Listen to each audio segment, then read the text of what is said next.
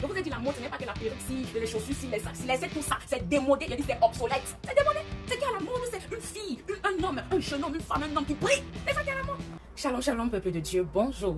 Bienvenue, n'est-ce pas, à notre deuxième journée de jeûne et de prière pour entrer en possession, n'est-ce pas, de notre mois de juillet, pour consacrer le mois de juillet à Dieu. Bien aimé, il est important de toujours démarrer avec Dieu. Bien aimé, on ne met pas Dieu au milieu. Dieu, c'est le commencement et la fin. On ne met pas Dieu au milieu. On ne commence pas parce qu'on est fort et puis quand on arrive à un niveau où on n'a plus de force, c'est là qu'on dit Dieu. Bien aimé, on n'a pas dit que Dieu est le milieu et la fin. Dieu est le début, le commencement, l'alpha et la fin. Bien aimé, je t'exhorte de toujours commencer avec Dieu. Je t'en supplie par les meurtres, par les compassions de Christ, de ne rien commencer sans Dieu. Dieu n'est pas le milieu et la fin. Dieu n'est pas la fin seulement, mais il est le commencement et la fin. À chaque fois que tu vas commencer avec Dieu, même si le milieu a l'air, n'est-ce pas, de faire un janja, je te rassure que la fin sera glorieuse. Ne t'appuie pas sur ta sagesse, ne t'appuie pas sur ton compte en banque, ne t'appuie pas sur ta vigueur, sur ton énergie, ne t'appuie pas sur ta santé au début, parce que oui, tu vas te fatiguer. Bien aimé, si tu comptes sur ta sagesse, sur tes forces du début, mon ami, tu vas t'épuiser. C'est pourquoi même si tu es fort, même si tu as l'énergie, la vigueur, même si tu sais pas, tu es intelligent, tu as tout l'argent du monde pour commencer, bien aimé, ne fais pas l'erreur de commencer sans Dieu. Tu vas t'épuiser, ton cerveau va planter, bien aimé, tu vas bugger. Dieu n'est pas le milieu et la fin. Sache que si tu n'as pas commencé avec lui, il ne va pas venir à la fin, parce qu'il est la fin dans une affaire où il a été le commencement. Alors c'est pourquoi en ce mois de juillet, nous allons commencer avec le commencement de tous les temps. Et nous sommes convaincus que même si le milieu fait genre, même si le milieu veut nous faire croire que vous n'allez pas y arriver, mon ami, on a commencé avec le commencement. Mon ami, fais ce que tu veux, saute, monte, descends, enroule-toi, on va terminer avec lui. Alléluia, si cette parole s'adresse à toi ce matin, reçois dans le nom puissant de Jésus-Christ.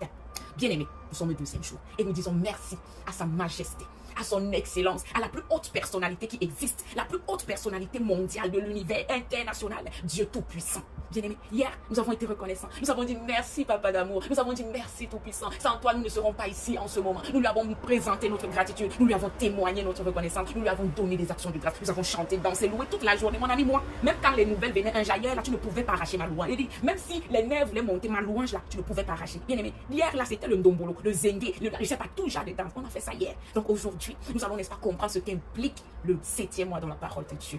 Bien-aimé, j'aimerais rappeler que notre Dieu, la Bible nous dit que notre Dieu est un Dieu d'ordre. Il n'est pas un Dieu de désordre, il est un Dieu d'ordre. Il fait toutes choses niveau par niveau. C'est un Dieu tellement méthodique. Donc, il fait des choses niveau 1, niveau 2, niveau. Et chaque chose qu'il fait à chaque niveau est à sa place. Il ne se trompe pas. Il ne fait pas. Il est tellement soigné, parfait. Je sais pas, méthodique. Je sais pas de mots. Je vous ai dit que le français est limité. Le français est limité. Papa est tellement bien organisé qu'il ne choisit pas quelque chose au hasard. Il ne crée rien au hasard. Il ne fait pas quelque chose parce que ça te plaît. En fait, il fait des choses parce que c'est nécessaire. Il trouve ça important, capital pour l'un et pour l'autre. C'est pourquoi il le crée. Même les couleurs que nous voyons, ce ne sont pas des couleurs au hasard. Le rouge, le jaune, l'orange, le bleu, tout ça. C'est pas des couleurs choisies au hasard. Ouais, je suis en rouge aujourd'hui. Je comprends pourquoi c'est la première couleur qui est sortie. Alléluia. Bien aimé, il ne choisit rien au hasard. Chaque couleur a une signification. Chaque couleur a une importance sur la terre. Bien aimé, je vous rappelle qu'il y a des animaux qui existent seulement parce que la couleur jaune existe. C'est de la couleur jaune qu'ils tirent, qu'ils puisent leur énergie, leur vitalité. Peut-être toi, la couleur jaune, c'est pour elle, jaune, mais il y a quelqu'un que pour elle ou pour lui, la couleur jaune, c'est sa source de vitalité, c'est sa source de santé. Donc Dieu n'a rien créé au hasard. Bien aimé, tous les herbes que nous voyons, les fleurs et tout, chaque chose a une importance capitale. Tout ce que Dieu a créé est important. C'est pourquoi, bien aimé, il dit dans sa parole, Proverbe chapitre 16, verset 4, l'Éternel a tout fait pour un but. Même le méchant. Je sais pas, n'en voulez pas le méchant. C'est Dieu qui l'a créé pour un but. Le jour du malheur qui va vivre ça. Toi, tu es juste. Le jour du malheur qui doit exister, qui est censé vivre le jour du malheur, mais c'est le méchant. C'est le méchant. Si Dieu a créé un jour du malheur, ben, il y a des gens qui doivent vivre ce jour. Et c'est des méchants. C'est pourquoi ils existent. C'est pourquoi si quelqu'un est méchant envers toi, ne l'en veux pas. Ne l'en veux pas cette personne. Dieu l'a créé pour un but. Dieu l'a créé pour un but. S'il te fait du mal, mon ami, il a son jour qui l'attend. Il doit bien vivre ce jour. C'est pourquoi ne vous en faites pas. Papa est au contrôle de tout. Papa a tout créé, bien orchestré les choses. Mon ami, tout a été créé pour un but. C'est pourquoi ce matin, l'Obla, Sibra, Yakata, tu vas comprendre ce qu'implique le 7e mois dans la Bible, ce qu'implique le chiffre 7. Oui. Alors, nous allons commencer. Le 7e mois est perçu dans la Bible comme le temps de la moisson finale. Le moment où le fruit de notre dur labeur sera enfin prêt à être récolté. Bien-aimé, tu as travaillé comme ça. Tu te lèves, par exemple, ceux qui partent au champ. Ils se lèvent tous les matins à 5h ou 4h. Ils partent et tout, mon ami, même quand le corps ne veut pas. Tu pars parce que tu sais, tu as espoir, tu as la foi que derrière ce dur labeur se cache une victoire. Derrière ce dur labeur se cache un temps de la moisson, un temps de la récolte, un temps de l'abondance. Bien-aimé, c'est ça ce 7e mois. C'est le temps où tous ces moments où tu te levais tôt pour aller travailler, mon ami. Aujourd'hui, lève-toi même à n'importe quelle heure. La récolte va envahir ta maison. Oh, rabra sapaya. Je déclare dans la vie de quelqu'un, quand ce 7e mois, mon ami, le travail de ton dur labeur, le fruit de ton dur labeur te sera présenté dans un plat bien orné, bien décoré, et tu vas savourer le fruit de ton dur labeur dans le nom puissant de Jésus-Christ. Peut-être tu as un projet, peut-être tu as démarré une activité, une entreprise, je ne sais quoi, et depuis ça a du mal à démarrer. Depuis tu dis c'est même quoi, je ne fais qu'injecter l'argent dans tel projet, je ne fais qu'injecter l'argent dans telle activité, ça ne donne rien, je prends mon argent, je n'ai aucun bénéfice, mon ami, tu es en train de semer. Tu es en train plante. Quand on sème, on récolte. C'est automatique. C'est la loi de la nature. Tu étais en train de semer, ça faisait mal. Tu semais, ça faisait mal. Le dos faisait mal. Tu transpirais, tu avais soif, tu avais faim, tu travaillais, tu persistais, tu insistais. Oui, bien-aimé, en ce 7e mois, je déclare dans le nom puissant de Jésus-Christ que tu récoltes au nom de Jésus. C'est le mois de la moisson. Bien aimé, le 7e mois est le mois de l'achèvement. C'est le mois de l'accomplissement, le mois de célébration, le mois, n'est-ce pas, oh, Rabraya, de renouvellement de notre engagement spirituel. Bien aimé, lorsque nous lisons 2 Chroniques, chapitre 31, la Bible nous dit quoi? Au verset 7, on commença, n'est-ce pas, à former l'État au 3e mois. Et l'homme acheva au 7e mois. Bien aimé, c'est au 7e mois que tout doit être achevé. Tout doit être complet, accompli, parfait. Oui, bien aimé, à ce 7e mois, tu vas achever dans le nom de Jésus-Christ ce que tu as commencé à former. Je ne sais pas ce que tu as commencé à former. Je ne sais pas, peut-être tu formais cette chose. Peut-être tu es styliste, peut-être, je ne sais pas, tu es ménisier, tu es en train de former, tu es en train d'inventer, de créer quelque chose. Parfois, tu ne sais même pas quelle forme ça aura. Mon ami, ce 7e mois, tu vas voir la forme que ça va prendre. Mon ami, le 7e mois est le mois de l'achèvement. Et on n'est plus là pour se casser que non, dépose telle brique ici, fais là-bas, mon ami, c'est le mois. Ou même si la brique a été positionnée comment, ça va avoir une forme parfaite, une forme finie, une forme accomplie dans le nom puissant de Jésus-Christ. Oui.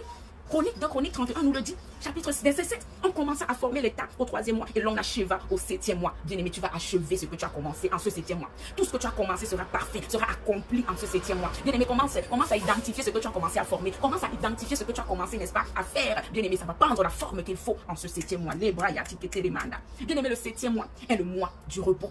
C'est le mois du repos. Souvenons-nous, dans Genèse 1, notre Dieu a créé le ciel, la terre et tout ce qu'il renferme. Bien-aimé, et la Bible dit quoi? Au 7e mois, Dieu vit que tout ce qu'il a créé, au 7e jour, pardon, Dieu vit que tout ce qu'il a créé était très, très, très bon. Et il s'est reposé. Le 7e mois, tu t'assois, tu regardes la beauté de ton travail. Ah, Rabashi, tu t'assois au 7e mois, tu contemples la beauté de ton travail, la beauté de ton travail, la beauté de ton dur labeur. Bien-aimé, tu vas t'asseoir en ce 7e mois et tu vas contempler, tu vas admirer, tu vas regarder, savourer, apprécier le travail de tes mains. Tu es en train peut-être d'éduquer ton enfant, il n'a pas de forme. Tu te dis, ouais, l'enfant c'est toujours avec les mauvaises compagnies, toujours en train de faire ça, mon ami. Tu vas t'asseoir en ce 7e mois, tu vas regarder comment tout l'enfant fait ça. Tu pensais qu'il ne fait pas, mon ami. La Bible nous dit, instruis l'enfant selon les voies de Dieu quand il est petit. Montre à ton enfant les voies de Dieu. Même si vous avez dit, Dieu est le commencement et la fin. Le milieu peut être un genre, le milieu peut paraître comme si Dieu n'est plus là. Mais mon ami, si tu as commencé avec lui, tu vas finir. Tu as commencé à éduquer ton enfant. Peut-être tu vois, il est genre, le milieu est bizarre. Le milieu est en train de défier ta foi. En fait, le milieu c'est comme le désert. Oh, Rabla Shakayama. Quand Dieu a enlevé les enfants d'Israël en Égypte, oh, ils étaient contents de quitter l'Égypte. Le début, tu es enthousiaste, oui, Dieu va faire et tout. Mon ami, il y a un milieu. Le milieu, c'est le désert. Le milieu, c'est là-bas qu'on va étendre, on va étirer ta foi. On va muscler ta foi. C'est là-bas que ta foi est défiée. C'est là-bas que ta foi subit des secousses, mon ami. Mais si tu es intelligent, sache que quand tu as commencé, même si le milieu vient un peu bousculer, mon ami, la fin, papa est là. Ça ne se discute pas. Ça ne se négocie pas. Si papa a été là en Égypte qui t'a fait sortir, mon ami, il t'attend à Canaan. Même si quoi se passe dans le désert, supporte. Mon ami, supporte. Tu as éduqué ton enfant est né dans le Seigneur. Tu lui as montré le béaba de la parole de Dieu. Comment prier, chanter, faire tout. Mon ami, peut-être le milieu, tu vois comme s'il est en train de sortir de la voie de Dieu. Ne t'inquiète pas. Mon ami, c'est le désert. L'aube, là, Satan ne peut pas réclamer son âme parce que son âme là, il y a une étiquette divine que tu as mis sur lui le premier jour que tu as commencé avec lui. Il y a une étiquette, il y a une marque, il y a le sceau de Dieu sur ton enfant. Parce que oui, dès le début, tu as commencé avec Dieu. Mon ami, le milieu, laisse Satan s'agiter. Je dis souvent que Satan, il aime la starmania. Il aime aussi quand on met son nom quelque part. Donc quand tu ne mets pas son nom, c'est comme si, je sais pas, il sait qu'il est vaincu. Il sait qu'il est perdant. Il sait qu'il ne peut pas gagner face aux enfants de Dieu. Mais il veut aussi que son nom, qu'on dise, oh, Dieu a fait, mais Satan, il aime quand son nom aussi apparaît dans nos phrases pour montrer, pour faire comme si. Il peut se comparer à Dieu. Il peut combattre avec Dieu. Il peut confronter Dieu. C'est nous qui lui donnons le crédit. Tous les jours, Satan, le diable, il est qui? Il aime la starmania. Il veut seulement qu'on prononce aussi son nom que bon, Dieu a fait, Dieu est merveilleux, Dieu est si, mais Satan a voulu. Il aime quand son nom aussi est dans nos choses. Il vit de ça. Il sait qu'il est perdant. Quelqu'un qui sait qu'il est perdant. C'est juste qu'il veut qu'on prononce aussi son nom pour être star. Mais sinon, quand tu as commencé avec Dieu, laisse l'enfant est bizarre au milieu. Mais laisse-moi te dire qu'en ce 7e mois, Rabrasupayaka, oh, l'écopaya, tu vas t'asseoir, tu vas regarder ton enfant. Tu vas dire yes, tu vas regarder ton enfant. Tu vas dire oui, maman. Non, Seigneur, tu es Dieu, tu es popo, tu es fort, tu es oh, rakata. Tu vas même chercher les mots, les attributs pour donner à Dieu. Tu vas pas trouver parce que ce que tu vas voir, le travail de ton dur labeur, tu vas le voir à la fin. C'est à l'achèvement, c'est à l'accomplissement que tu vois ton dur labeur, que tu vois, n'est-ce pas, le fruit, le trésor qui était caché derrière cette éducation que tu donnes à ton enfant. Je te dis ce matin, bien-aimé, tu vas te reposer en ce 7e mois. Tu vas te reposer en ce 7e mois. Tu vas te reposer et contempler la beauté de ton travail en ce 7e mois. Tu vas te reposer et dire que tout ce que j'ai fait est très bon, comme notre Dieu a dit. Dieu vit que tout ce qu'il a fait était très, très, très bon. C'est ton témoignage, c'est ton partage ce matin dans le nom puissant de Jésus-Christ. Bien-aimé, le 7e mois est le mois du renouvellement spirituel.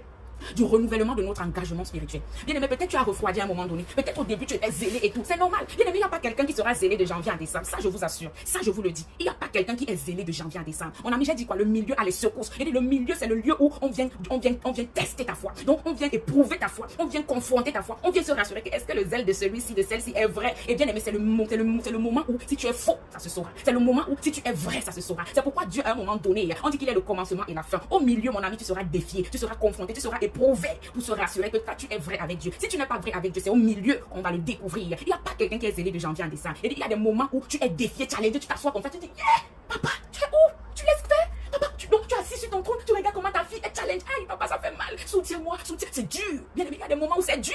Le milieu, là, non. Le désert, non, c'est pas facile. C'est pas tout le monde. Il faut être fort et vrai avec Dieu pour tenir dans le désert. Si tu n'es pas vrai avec Dieu, si tu étais venu chez Dieu parce que tu demandais et tout, tu voulais quelque chose, tu calculais quelque chose, mon ami, au milieu, ça va se faire savoir. Et ça va se démasquer au milieu. Et si tu réussis à triompher le milieu, à triompher le désert, mon ami, à la fin, papa t'attend avec la couronne. Aïe, bachata. Je déclare que la couronne de Dieu te soit donnée. Je déclare que Dieu te donne ta couronne à la fin de la course. Si tu es dans le milieu, bien aimé, ne désespère pas. Lève-toi et dis à papa, aïe, ça fait mal, soutiens-moi, papa, moi-même je ne peux pas, soutiens-moi. Quand tu dis à papa que c'est dur, mais tu es là, mais tu ne bouges pas. Il y a des statuts pas de, on ne fait plus marche arrière. Avec Dieu, ou on avance, ou on avance. Et les yeux sont devant, c'est pour avancer. Les yeux ne sont pas en arrière. Les choses anciennes sont passées. Toutes choses deviennent nouvelles en Christ. On fonce vers le but. Oh, l'apôtre Paul a dit quoi? Ne t'arrête pas de courir, mon ami, fonce, cours, jusqu'à remporter le prix. Ça fait mal, mon ami, rampe. Ça fait mal, rampe, mais ne t'arrête pas, parce qu'à la fin, tu as une couronne qui t'attend. Oh, Rabayaka, papa va dire, entre dans la joie de ton maître, bon et fidèle serviteur, bonne et fidèle servante, entre dans les bras de ton papa d'amour. J'attends cette phrase avec impatience. Alléluia. Si Kobayashi. Bien-aimé, le 7e mois, c'est le renouvellement de notre engagement spirituel. Bien-aimé, tu dois renouveler ton engagement à Dieu. Bien-aimé, tu dois renouveler, tu dois faire des mises à jour continuelles. Bien-aimé, même un téléphone, à chaque moment, ton téléphone te propose des mises à jour. Nos ordinateurs, les logiciels, les applications, on nous propose des mises à jour. Nos dossiers, tout ça, il y a des mises à jour qui doivent se faire. Même ta spiritualité doit connaître des mises à jour. Bien-aimé, la façon que tu croyais en 2010, il doit y avoir des mises à jour. Mon ami, il y a des mises à jour. Mets-toi à jour, mets ton engagement spirituel à jour. Ne sois pas obsolète. Oh, les copaya, ne sois pas obsolète. Ne sois pas périmé, mon ami, mets-toi à jour. Il y a un pasteur qui a dit ce qui est d'actualité maintenant, ce qui est à la mode maintenant, c'est des jeunes qui prient. Mon ami, c'est pas des pantalons bizarres qui sortent là, c'est la prière. Il dit, c'est la prière. Ce qui est à la mode maintenant, c'est la prière. Tu es belle, tu parles de Dieu, tu pries. Tu es beau, tu parles de Dieu, tu pries avec enthousiasme, avec passion, oh, ratata, avec un zèle qui te dévore. C'est ça qui est à la mode. Oh, donc laissez les pantalons, les habits, les sacs, ça laissez tout ça. Ce qui est à la mode, c'est des enfants, des jeunes, des pères, des mères qui prient. C'est de ça qu'il s'agit. Alors tu dois mettre ton engagement spirituel à jour. Quand nous lisons, n'est-ce pas, 2 Chroniques chapitre 31. Souvenons-nous de cette histoire. Quand le roi Akaz était roi d'Israël, le gars a mis le chaos en Israël. Il a détruit le temple de Dieu, il a dépouillé le temple de Dieu, il a vendu ça, il a apporté le chaos. Il a péché contre Dieu, il a fait ce qui a énervé Dieu. Oui, il a tout saccagé, tout gâté. Donc lui, il est venu là, il a fait comme sa tête lui disait. Et Dieu était mécontent de lui. Alors quand le roi Ézéchias s'est monté au pouvoir, le gars a restauré, oh, Ratayama, le gars a réparé, arrangé, renouvelé l'engagement spirituel des enfants d'Israël. Bien aimé, le roi Ézéchias est venu renouveler l'engagement qu'Israël avait pris avec Dieu. C'est ce que tu dois faire. Peut-être quelqu'un est entré dans ta vie, il a tout chamboulé. Peut-être tu as une relation toxique, tu as rencontré des amis toxiques, tu as eu des mauvaises fréquentations. Ils sont venus gâter ton engagement, ta foi. Ils sont venus bouleverser ta croyance en Dieu. Ils sont venus t'intoxiquer avec des paroles, des raisonnements bizarres. Je déclare dans le nom puissant de Jésus-Christ, je renverse, oh, toute auteur et tout raisonnement qui se lève contre la connaissance de Dieu. Et je ramène toute pensée captive à l'obéissance de Dieu. Toi qui as été détourné de ton Dieu, toi qui as été défié dans ta foi, toi que les relations toxiques ont englouti, toi que les raisonnements ont mis dans une forteresse, dans un endroit fermé. On te parle de Dieu, oh, vos histoires là. On te dit Jésus, vos histoires là. On te dit, mon ami, je te délivre maintenant au nom puissant de Jésus-Christ. Parce que s'il y a quelqu'un avec qui on ne blague pas, c'est Jésus-Christ, mon ami. Jésus-Christ est réel. Jésus-Christ est réel. Jésus-Christ est réel. Et ne laisse personne te dire le contraire. Ne laisse personne te détourner de ça. Ne laisse personne venir te dire que Jésus, c'est les histoires, mon ami. Crois en Jésus-Christ. Crois en Jésus-Christ. Crois en Jésus-Christ. Dans le nom de Jésus. Je renverse toute hauteur. Je renverse tout raisonnement, oh, Rapaya, qui se lève contre la connaissance de Dieu. Je renverse ça maintenant. Et je ramène tes pensées captives à l'obéissance. Je ramène tes pensées captives. Je ramène tes pensées captives à l'obéissance de Dieu. Et que personne ne te détourne de la voie de Dieu. Que personne ne te fasse croire que tu as choisi le mauvais chemin, mon ami. Que personne ne te fasse croire que tu as choisi le mauvais chemin. Parce que Jésus-Christ est le chemin parfait, la vérité parfaite et la vie parfaite. Reviens à lui. Renouvelle ton engagement spirituel. En ce 7e mois, renouvelle ton engagement spirituel. Comme le roi Ézéchias, il est arrivé au pouvoir. Il est arrivé à la tête d'Israël. Il a vu que le roi Akaz avait tout gâté, avait péché contre Dieu, avait amené des idoles, avait dépouillé le temple que Salomon a construit. Le roi Ézéchias a dit, je vais renouveler, je vais restaurer, oh, Blasikayaba, je vais réconcilier Israël avec son Dieu. Bien-aimé, je déclare que tu es réconcilié avec ton Dieu en ce 7e mois. Reviens à la maison, reviens dans la bergerie, reviens à la maison, reviens dans la bergerie. Ne te laisse pas distraire, ne te laisse pas distraire, ne te laisse pas distraire. Reviens à la maison, peu importe ce qu'on t'a dit, peu importe ce que tu as vécu. À l'église, on t'a frustré, dans la maison de Dieu, on t'a frustré, on t'a dit des choses, mon ami. Tu n'as pas cru pour un homme, tu n'as pas cru à un homme, tu as cru en Jésus-Christ. L'église, on t'a frustré, mais Dieu n'y est pour rien. À l'église, on t'a insulté, mais Dieu n'y est pour rien. À l'église, on t'a dit si, mais Dieu n'y est pour rien. Reviens à la maison, renouvelle ton engagement spirituel, mets à jour ton engagement spirituel dans le nom puissant de Jésus-Christ.